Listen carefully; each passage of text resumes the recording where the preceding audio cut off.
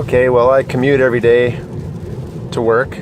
I go about 135 kilometers, and this allows me to see how the Tesla is going to respond with regards to the battery and how it performs in different temperatures. I'm going to flick up on this button right here so that I go 5 kilometers faster.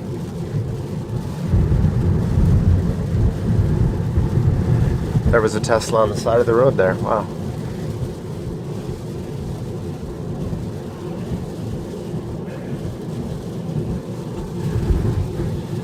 Okay, so my thoughts on Autopilot.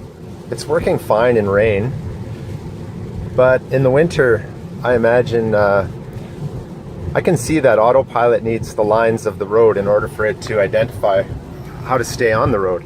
Without those lines, the car gets lost, and that makes sense. I don't think they can make a computer, and maybe they can, but I don't know if they can make an intelligent Autopilot that could do it without having lines on the road. So Autopilot I absolutely love, but there are limitations, and you know, people should know that. You can't just throw it in Autopilot and go to sleep like I've seen on the news a few times.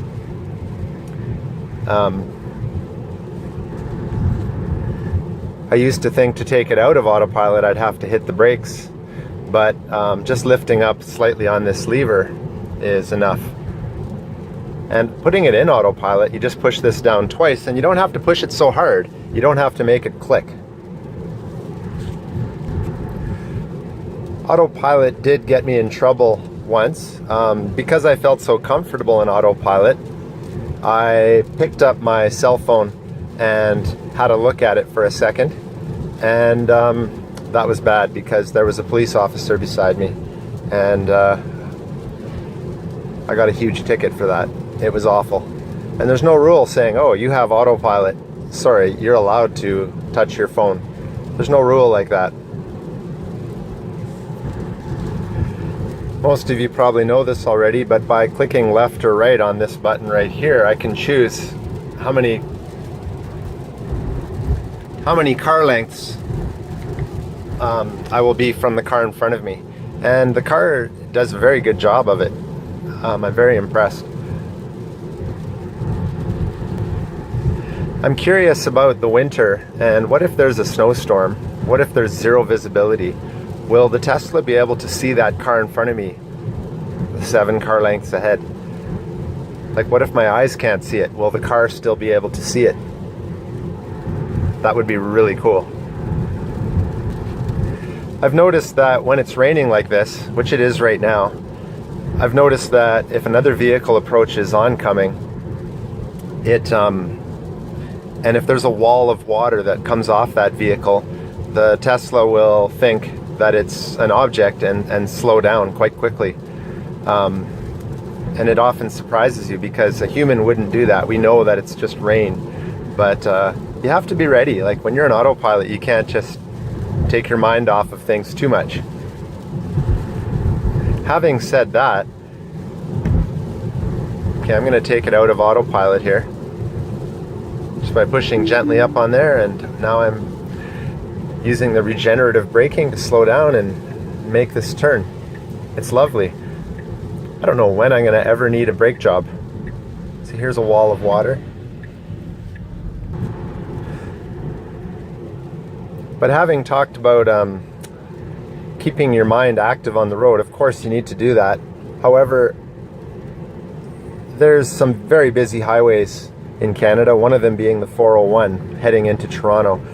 And it is unbelievable to be in this car on the 401 when there is stop and go traffic. You have it in Autopilot, and the car is incredible because it will slow down, speed up, and just take away all of that stress that a traffic jam often is. And you can just relax, watch the road, keep one hand on the wheel, but you're just so much more relaxed. And I find that when I'm trying to make it to the airport to pick up someone, I arrive, and it's about a 2.5 hour, sometimes 1.5 hour if there's no traffic. But if there's lots of traffic, I arrive and I'm not even that tired. I'm less exhausted because I'm not having to think as much about the stop and the start traffic on the 401. It is incredible. Tesla receives its information, I'm assuming, from Google with regards to speed limits. Right now it says 80 kilometers per hour up in the corner right here. And the actual speed limit here, as you will see on this sign, is 70. So Tesla must receive its information from Google Maps, because Google Maps is often incorrect with regards to the speed limits. So you can adjust the speed limit by flicking this wheel right here. And then I can get it to the right speed. When you're in autopilot on a secondary road, the car won't allow you to speed more than 10 kilometers per hour, which is really good. It'll keep me from getting speeding tickets, which is very nice. If you're on a major highway that's over 100 kilometers per hour, the car will allow you to set autopilot above 10 kilometers of the limit, so you'll be able to go. I'm going to show you how the car slows down for this truck here. I am letting it do its thing, slowing down nicely.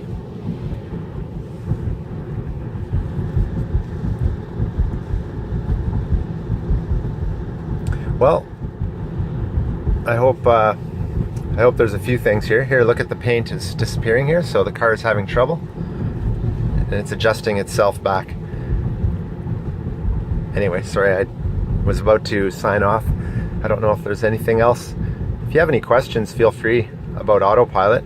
I'd be happy to share. And hey, if you decide to buy a Tesla and you want to use my code, you're welcome to, of course. We each get 1,500 kilometers of free supercharging. And to find that code, I'm not going to go posting it on all my videos. It's kind of like begging. And I don't know. There's no need. I really just want to share my enjoyment of this car and also a few tips along the way. Where would that code be, though, if you did want to find it? Okay. Yeah, it's on the video where I showed how I afforded to buy a Tesla, despite the fact that I'm not a rich person. I don't have a garage. I ended up building a carport. Okay, well, I will sign off for now. Have a good day, everyone.